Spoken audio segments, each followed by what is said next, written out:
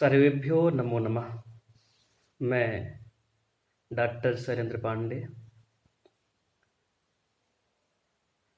हम सब लोग हिंदी शिक्षण के विषय में चर्चा कर रहे थे, जिसमें आप सब लोग हिंदी शिक्षण की तीसरी यूनिट,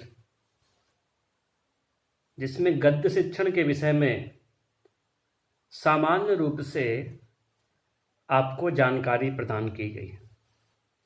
अब इसमें महत्वपूर्ण बात तो यह है कि हमें यह ध्यान देना पड़ेगा कि जो गद्य शिक्षण है उसका अध्यापन हम किस विधि से करें और कैसा अध्यापन प्रभावपूर्ण रहेगा, और जिससे आप लोगों को मालूम ही है कि शिक्षण में आज नवाचार की महत्वपूर्ण भूमिका है। अब आप सब लोगों के मन में एक विचार आता होगा कि वास्तव में वह नवाचार है क्या। तो सबसे पहले हम बहुत ही संक्षेप में नवाचार के विषय में बातें करेंगे। आप सब देख ही रहे हैं कि आज यह जो समाज है वैज्ञानिक युग है, और इसमें नवाचार का मुख्य प्रयोजन यही है कि शिक्षण में आप कौन सी नवीनता, कौन से दृश्योपकरण, श्रव्योपकरण के माध्यम से आप छात्रों का अध्यापन करवाइए, जिससे छात्र भी प्रसन्न हो और आपका शिक्षण भी रुचिपूर्ण हो। और बिना रुचिपूर्ण शिक्षण या अध्यापक अध्यापन करवा रहे हैं, छात्र उस समय अध्यापक के अध्यापन में न तो अध्ययन कर रहे हैं अपितु अन्य मनस्क हैं। अन्य मनस्क कहने का प्रयोजन यह है कि शरीर रूप से तो क्लास में उपस्थित हैं और मन जो है मुंबई में घूम रहा है। इसीलिए हमें अपने जो गद्य शिक्षण में, जो गद्य शिक्षण से पूर्व हमें एक पाठ योजना का निर्माण करना होता है। अब आप सब लोगों के मन में विचार आता होगा, अरे वह पाठ योजना क्या है, जिसे आप इंग्लिश में बोलते हैं लेसन प्लान। तो हमें पाठ योजना बनानी चाहिए।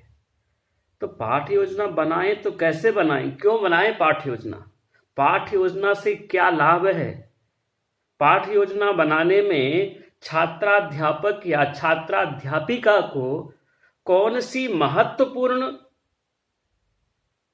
कठिनाइयों का सामना करना पड़ता है, वह सब जानना होगा।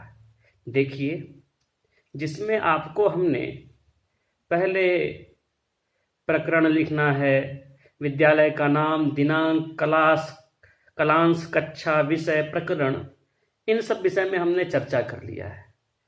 और फिर उसमें होता है एक सामान्य उद्देश्य। हर विषय का अपना एक सामान्य उद्देश्य होता है। एक सामान्य उद्देश्य है और एक विशिष्ट उद्देश्य है। और यह जो सामान्य उद्देश्य है, वह सामान्य उद्देश्य यह है कि यदि आप हिंदी अध्यापन करवा रहे हैं या जो भी विषय अध्यापन करवा रहे हैं, उस अध्यापन से पूर्व ऐसा आपको वातावरण निर्माण करना है जो पठन और पाठन में महत्वपूर्ण हो और आनंददायी हो। इस प्रकार से सबसे पहले तो पहला आपका सामान्य उद्देश्य तो यह होगा कि छात्रों को हिंदी भाषा के प्रति रुचि उत्पन्न करना या गणित भाषा के प्रति रुचि उत्पन्न करना।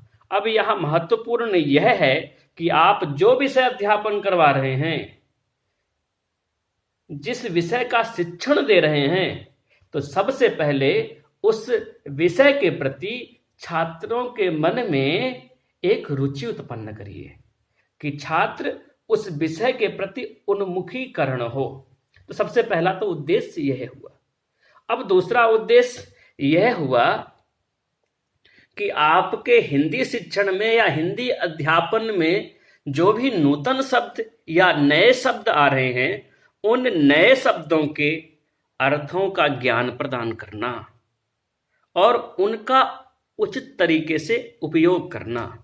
और तीसरा यह हुआ कि छात्रों में पाठ्यगत विचारों के अनुरूप मनोवृत्तियों का विकास करना।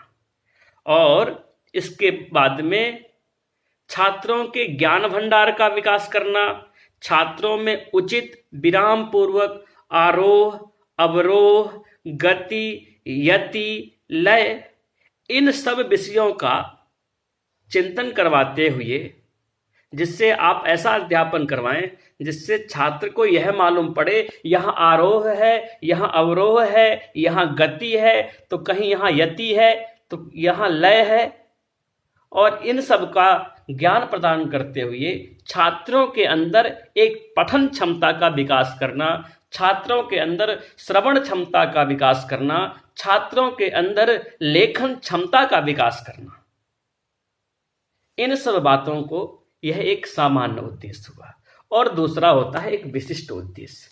देखो, हमारे यहां कहा भी गया है, प्रयोजनो मनुद्देश्य मंदोपि न प्रवर्तते। जब तक जिससे कोई भी कार्य का प्रयोजन सिद्ध नहीं होता, तब तक हम जो है वह कार्य की तरफ रत नहीं होते हैं, उस कार्य को करने के लिए अग्रसर नहीं होते हैं। यहाँ हमने अभी संक्षेप रूप में आप लोगों को सामान्य उद्देश्य के विषय में बतलाए हैं। अब इसके बाद हम विशिष्ट उद्देश्य के लिए नेक्स्ट वीडियो में विशेष प्रकार से चर्चा करेंगे। धन्यवाद।